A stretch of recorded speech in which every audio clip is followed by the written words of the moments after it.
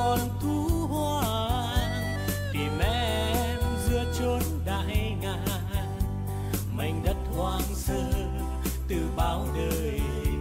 Giờ có em mang sức sống về với buồn làng. Ngày nắng lên em đi xuống núi, đi qua làng anh, ngước chân tắm suối để anh trộm nhìn. Anh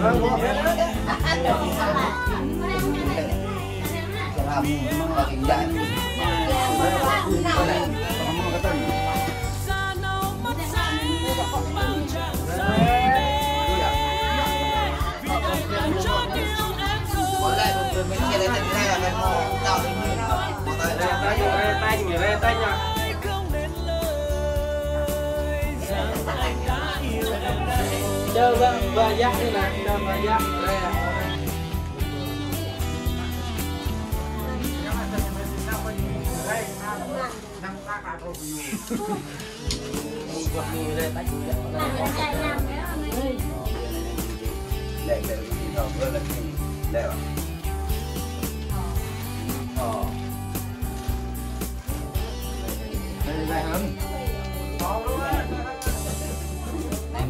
Cục tàu xa mà tao đi là tao ngại á, hắn nói về tháo đi hả? Nhấp đi chứ nhấp. Nhấp rộng luôn. Đây là cục tàu xa mà tao đi cái rồi là mình tàu nạ ba rồi mà ao này như thế này. Đúng là anh chào bây giờ rồi kết thọ lạc to minh to cái kết thọ mang hoa sang nó anh chào anh to ba anh nặng ba anh lẹ ba cái nặng ba anh po lá ba hay nó nghe à Mày là kiểu ngoan đó. bữa mà ăn luôn. Ngày nắng lên em đi xuống núi, đi qua làng anh, ngước chân tắm suối để anh trộm nhìn. Anh nhìn em cười vì em là cô gái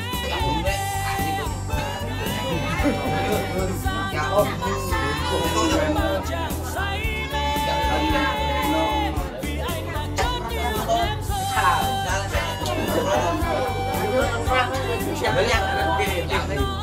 không đến lời, rằng anh đã yêu em rồi. Ngày nắng lên em đi xuống núi, đi qua làng anh, ngước chân tắm suối để anh trộm nhìn. Anh nhìn em Thằng có giữa đâu, cái ngôi giữa này đều này. vì em là cô gái đẹp, da nâu mắt sáng bao chàng say mê. Ủa còn bà sao?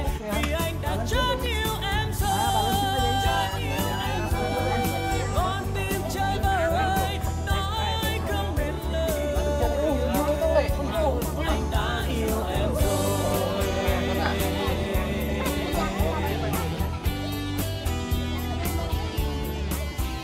Nè. Rồi như này nhá, 2 3 lại nè. 2 3 rồi ok. Lên xe. Lên xe luôn đi luôn. Cái đó không có cô đâu nhảy lên xe trước. Lên xe cái về bên kia thì vô nha, nó là. Ôi hùng. Cô vô này nè.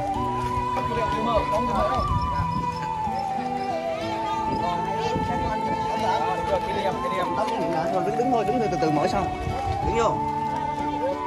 Rồi 2 3 đứng im nhá, chụp lại tấm nữa nào.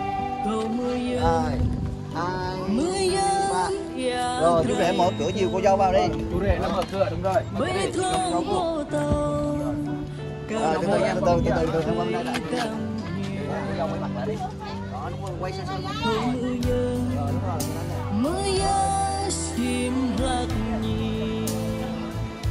Vậy than phương kiều màu lũ chim tôm nhìn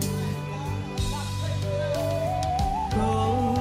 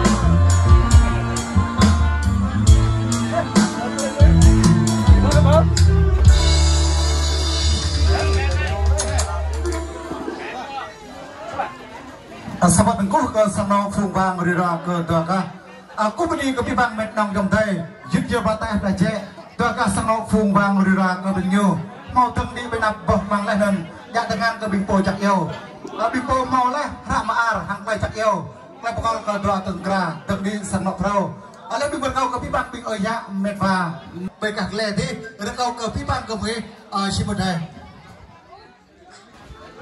Các quý vị khách mời thân mến, và những lời chỉ còn ít phút nữa thôi, buổi lễ vô quy của vấn đề sẽ được diễn ra. Sau phép tôi thay lời cho dịch vụ nhà hàng Lưu Đồng Tươi Cười Tuy Thủy cùng với dân nhạc âm thanh siêu toàn trân trọng mời quý vị, mời ông mời bà lại đây mà ngắm mặt sông. Bên sông là tổng phóng nhiều màu lắm cảnh mừng vui từ ngã ba ngã tư ở vương đình họ nhà trai cùng đạo về với đình họ nhà gái ở trong buổi lễ ngày hôm nay.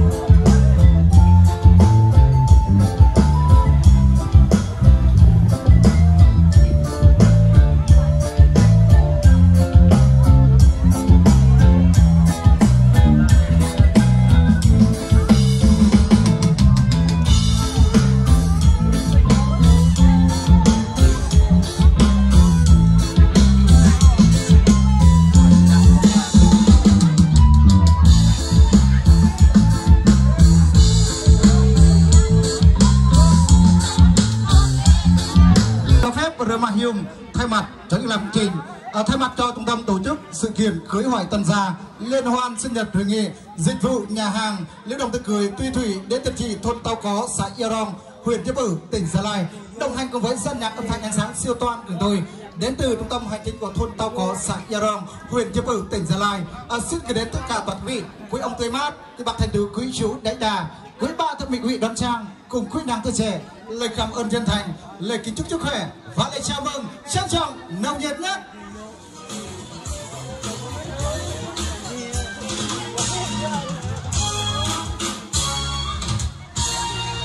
Kính thưa quý vị, thanh quý hoàn thật và vân vật chưa được sự thôi này nữa, và ngài đã trúng trận thời gian phán rằng phải có cây cội và vân vật được sinh sôi và trong không gian bao la của vũ trụ vẫn thiếu bóng dáng của con người, và ngài đã được xếp bỏ thành hình con người hạ hơi vào lỗ mũi. Thế rồi Adam được tạo ra một mình. Adam cô đơn lạnh lẽo quấn quýt bên nhau nhưng chưa có tình cảm yêu thương, vì đã ăn phải trái táo cấm của Đức Chúa Trời, cho nên Adam và Eva đã nảy sinh tình cảm yêu thương, và tình cảm của loài người đã được bắt đầu từ hôm đó cho đến bây giờ. Ngày hôm nay đời nương cùng ta họ không khóc của luật tạo hóa muôn đời ấy, chàng trai tài hoa rất là toàn cùng ta cô gái xinh đẹp các bạn hở bớt họ quen nhau, yêu nhau, họ đã cho trí của hai bên gia đình cho phép con dâu và chú rể được trèo cao. Chúng tôi là mấy cái vị khách người ta hướng về phía cổng hoa, nơi bên đầu khăn đỏ, nơi bên đầu cổng hoa, chúng ta cùng chào đón sự có mặt của đôi tân lang và tân gia nhân ở trước lòng kết bày cô dâu. Các bạn hở bớt cùng với chú rể rất là tuần tầng tay quách kể vai và cùng dìu nhau bước lên một phút. Đêm chẳng ta đang được từ từ mở ra, đêm chẳng ta đang được đi trên thảm đỏ đầy màu hoa hồng trước sự chào đón nồng nhiệt của toàn đơn vị và chào mừng họ trở lại với chân lễ lúc này. Thật đúng là hôm nay trời nhẹ mây cao, ở đâu cũng bên nào vui hơn khi ra sắc trời hồng. Nơi đây có một vui quy nồng nàn rộn ràng, sông tiếng ca vang cùng chương trình giờ phút.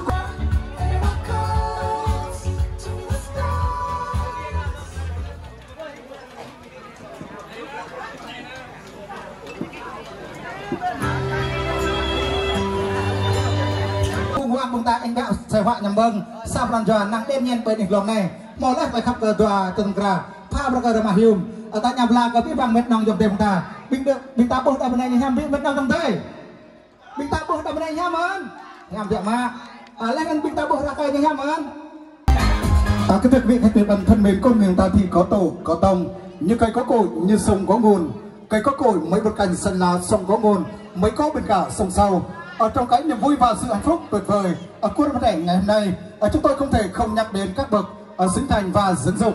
Dẫu biết rằng ở trên vợ cài chồng cho con cái là trách nhiệm bổn phận của làm cha làm mẹ, họ đã dành cho con cái của mình bằng tất cả tấm lòng yêu thương. Và trong cái niềm vui này, cho phép tôi kính mến khẩu về phía đại diện gia đình nhà họ nhà gái chúng ta, xin lòng kính mời quý ông Roland An và quý bà các bạn hiếp sẽ nào đi bảy đình lòng lại khắp tòa cho đồng ba cờ bờ nghe cái ông bông ta cái show bình ở nhà mệt và nẻ mòn dòng đây hiếp nhiều loại tay là chế màu đủ lên bảy đình là con tòa cho đồng ba cờ bờ nghe sắp bắt biểu công tòa cả sông màu phùng vàng rira tòa cả bên sẽ nào đi bảy đình lòng này mỹ ma cả bên này mình ta tòa chế cả bên này mỹ ma cả đây mình ta tòa chế cả đây.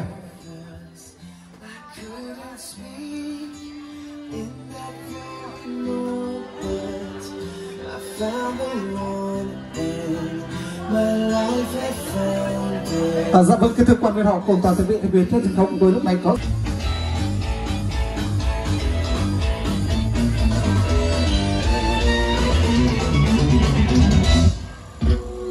sau đó cũng có sang nó phùng vàng rồi ra cờ tòa ca cũng bị vào pi bằng bình ở nhà mệt và nảy mòn trong tay dứt khiêu bàn tay lại chết bình tam màu piao rồi mùng nhằm lắc của ta lên này lôi hết hòa đề lệch lò rõ nó mang sang nọc của ta hấp mắc nó biết cờ tòa ca sang nó phùng vàng rồi ra cờ tòa ca hấp mắc nó biết mang lại vào cờ tòa từng grab bảy mùng này màu sao tôi nộp mạc nục nòa sập ra rồi câu cờ pi bằng cờ em màu đủ lên bên ý sẽ đang biết bảy đỉnh lòng này thân bên bờ cao cờ sang nó cả này áp mong bộ là kẹo mò bét là hép bên đi cờ pi bằng ta bên đi cờ điểm trùng ta bên bờ cao cờ sang nó cả này ma cả này kẹo mò bét là hép bên đi cờ pi bằng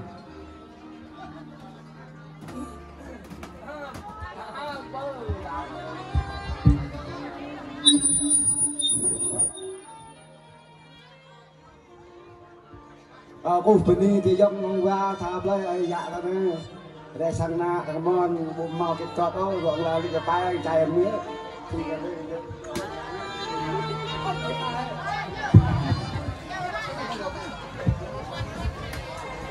bình tạm mỗi đây là hép cờ sang nó cả này có bụng nhiều ấy tao đã qua trong tay chàng mỗi lời hép cờ sang nó cả cây áp mong bộ là kẹo màu bét là hép bên đi cờ bên trường.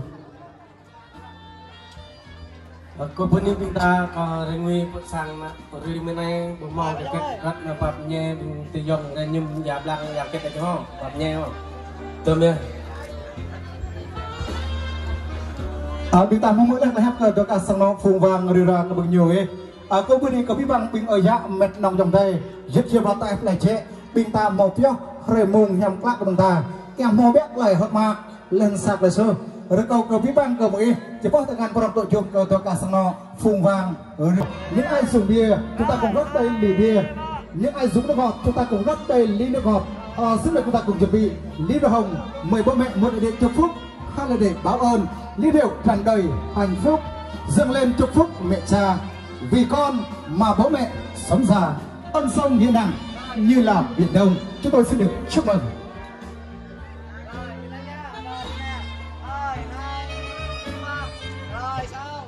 Xin mời cô giáo và chủ đề trở về vị trí như ban đầu. 2, 3, xin chúc mừng. Thật đúng là hôm nay kết nghĩa tình Thư Gia mừng cho hai nhà đậm đà tình thân, bên duyên kết nghĩa trăm năm dâu hiền rệ thảo được lòng mẹ cha. Chúng tôi xin được chúc mừng.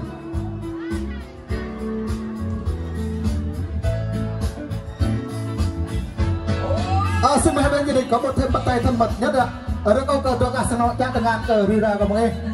Sang nó cả mày chúng ta dạ cả mày, sang nó cả chúng ta dạ cả ngày. Vâng, thật tuyệt vời, rất là thân mật hòa ạ. Sau đây chúng tôi mời hai bên gia đình chúng ta cùng trở về với bản tính an toàn của mình và chung vì nguyện thực quý trân trọng đến mời hai bên gia đình chúng ta cùng đi xuống ạ. Xin mời cô giáo và chú rể xích lại gần với tấm bánh gato và cùng cắt ra chiếc bánh cao su ngọt ngào và cùng chia sẻ niềm hạnh phúc của mình ở trong buổi lễ vô quy ngày hôm nay. Một tay hoa hồng, bánh này hương nồng của tình yêu, bánh này ấp ủ bao điều, tình trạng nghĩa thiết, một điều thủy chung. Nhìn nhau đi, hai đứa nhìn nhau đi, rồi đúng rồi sao? Xin mời cô giáo và chú rể di chuyển gần thác ly, pha lên tên ảnh của mình và thực hiện nghi thức đón đào hồng. Chúng tôi là mấy vị thật tự hướng về sân khấu.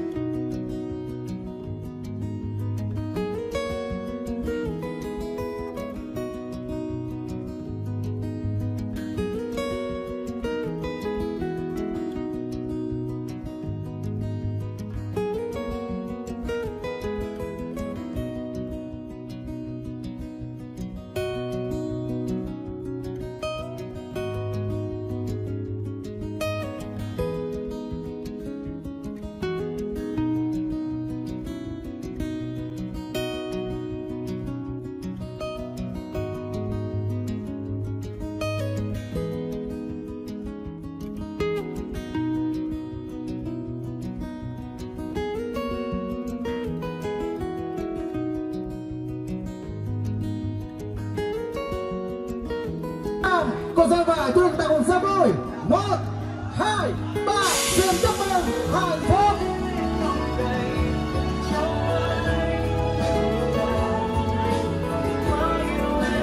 Xin chúc tổng giám và chú rể trăm năm tình Việt Nam bắt đầu hẹn của thề. Xin chúc cho hai bên gia đình vì bà hãy lần lượt lên sân khấu và chào hòa đấy ạ. Bình minh chẳng lẽ biết berkata doa sang nó phượng vàng rira doa doa. Bình minh lên những một lời là quà tặng của nạp vàng của mình. Bên cái đi bên này lần này lên trong phần bên này của tôi nhiều. Bình minh chẳng lẽ thao được cái tận.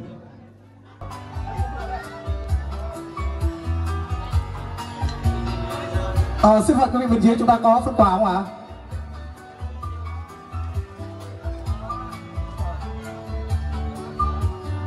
Và những một là phần quà vừa trao xong rồi phải không ạ?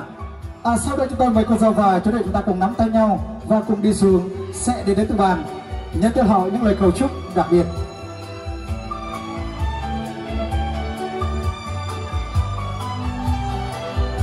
Xin mời cô dâu và chú rể chúng ta cùng nắm tay nhau và cùng đi xuống ạ.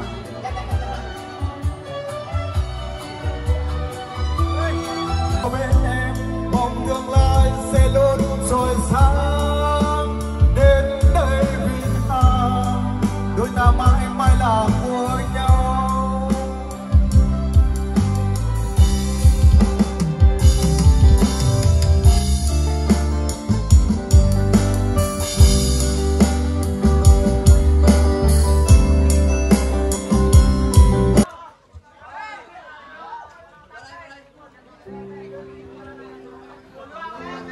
Sau tiếng hát của màn tiếp sẽ là tiếng hát bằng lúc 97 cùng chuẩn bị.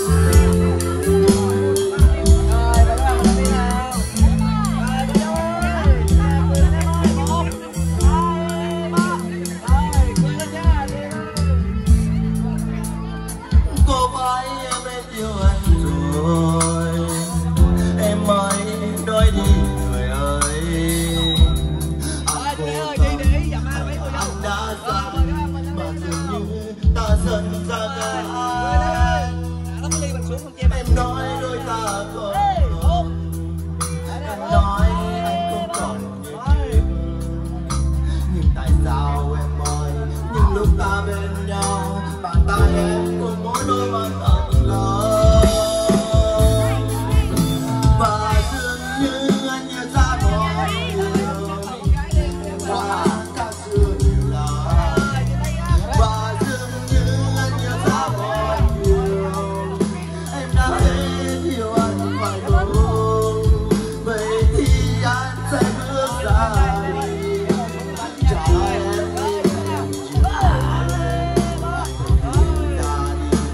có nhận ra không ai yêu em như em đã từng yêu, có phải em đã yêu anh rồi?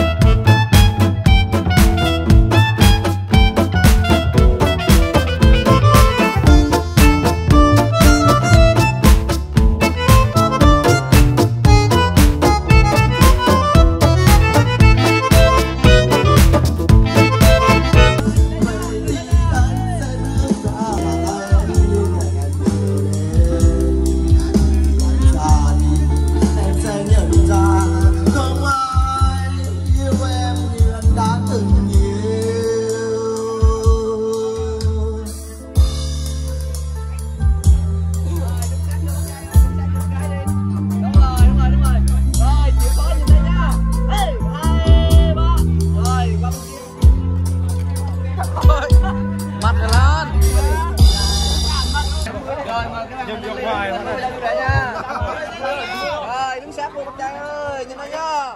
1, 2, 3. Ok, quay lưng lại bằng đây luôn, bằng đây đi. Rồi.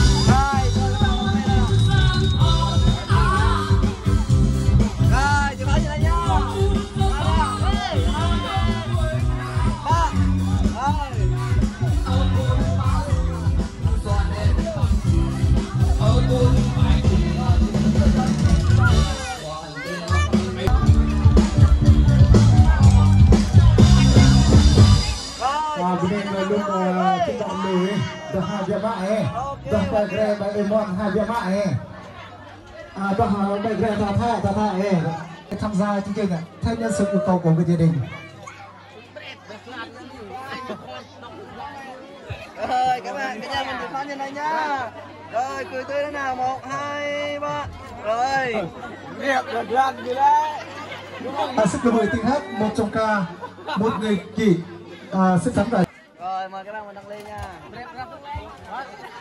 Rồi chị Phán như thế nào, cô dâu ơi, cười thế nào, 1, 2, 3. Rồi.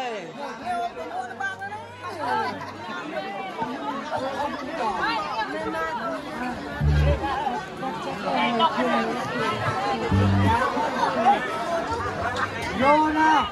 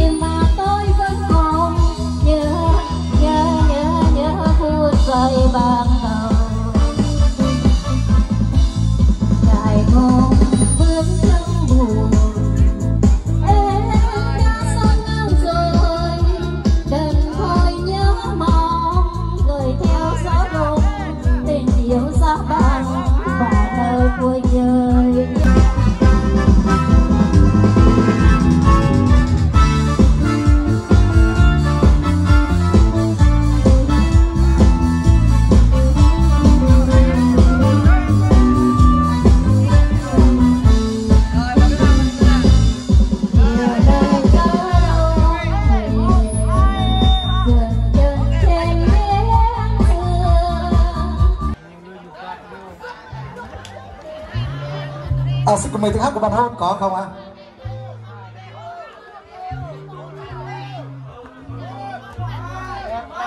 Nhìn đây nha, 1, 2, 3. Rồi, ok, cảm ơn. Đây, chạy sang nè.